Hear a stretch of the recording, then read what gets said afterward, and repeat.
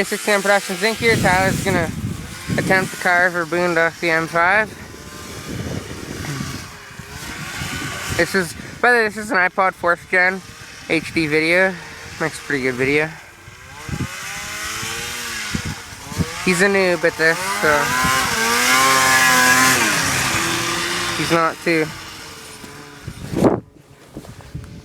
good at it yet. You'll see my video. I'm not great either. I'm not used to that sled, so I'm used to riding my dad's Apex XTX 2011 with power steering. He's scared to hurt it any when he boondocks, and the snow is really hard here, as you can see right there. There's like 1.5 feet of snow right there, and I hardly sunk. Maybe he'll give us another attempted boondock here.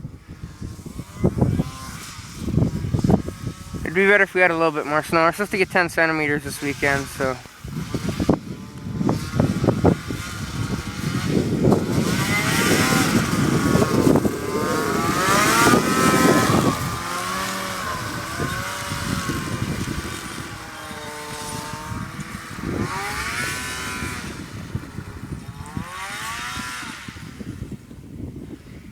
Okay, that'll be the end of it for now. There's probably going to be more to come.